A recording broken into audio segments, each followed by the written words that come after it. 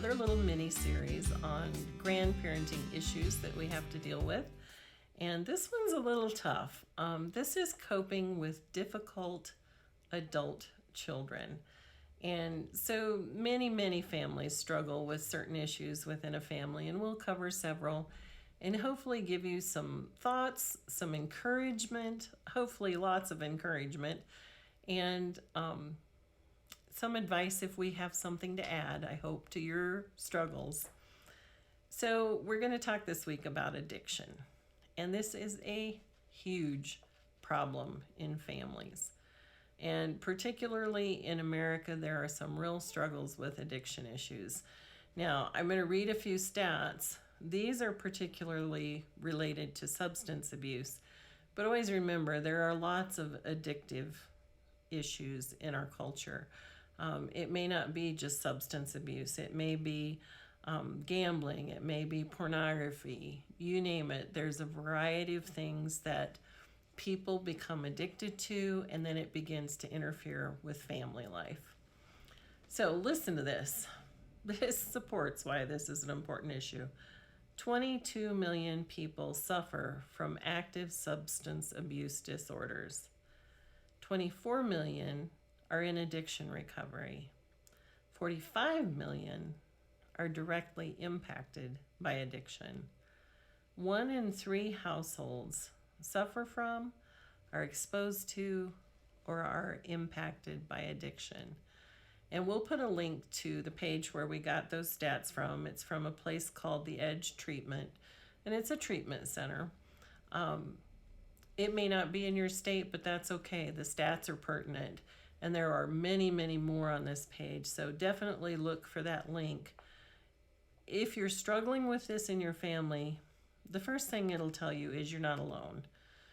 I don't know what it is with human nature, but sometimes when we have a problem, we think we're the only human being or the only family struggling with this issue.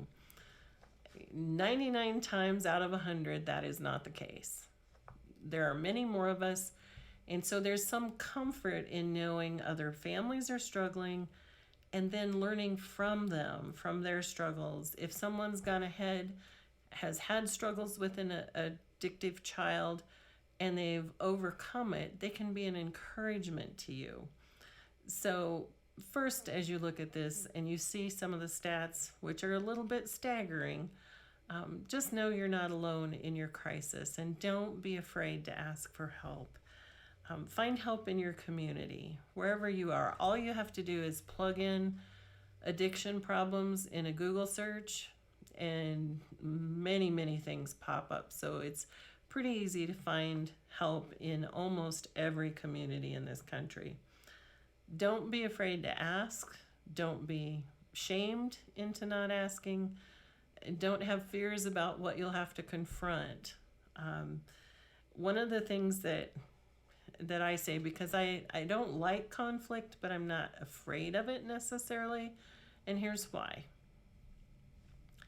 Problems that are not addressed fester, like an ugly wound.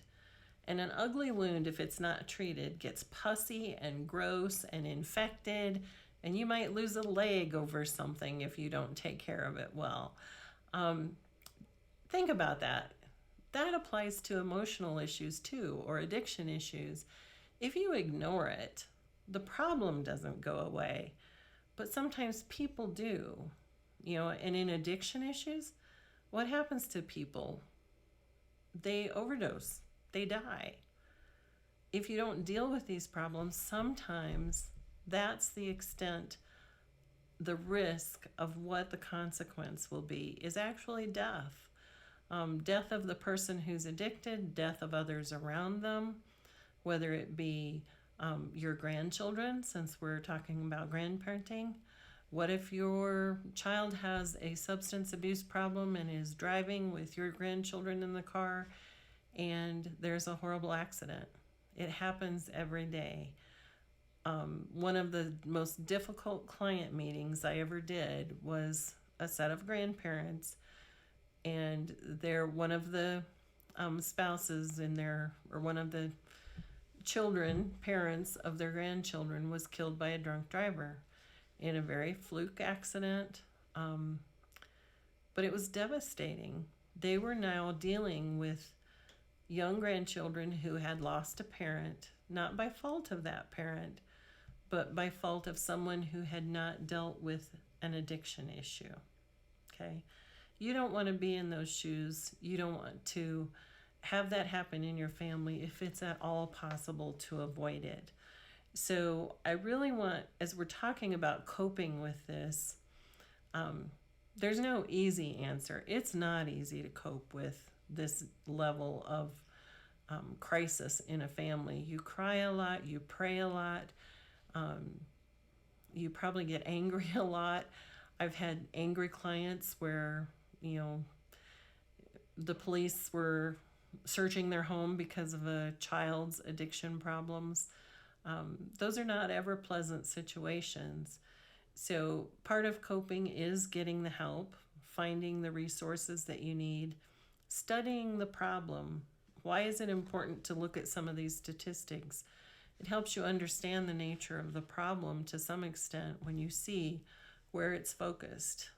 What are the issues? Who's experiencing them? And then do just consider the risks. And is the risk great enough that you're willing to be bold, courageous, and deal with the problem? And that's all we can do, is the best that we can. We can confront our children, we can love them, we can sometimes exercise tough love and, say certain things are not acceptable in our own homes. Those are the things we need to do as grandparents to help our young ones, because in the end, if a child is treated and overcomes an addiction, their life is better too. So here's a sobering statistic from 2015. America has the highest drug death rate in the world. 245.8 people per million were dying in the year 2015 from addiction issues, from drug-related addictions. That is 52,400 people in this country alone. That stat alone should encourage us to deal with this problem.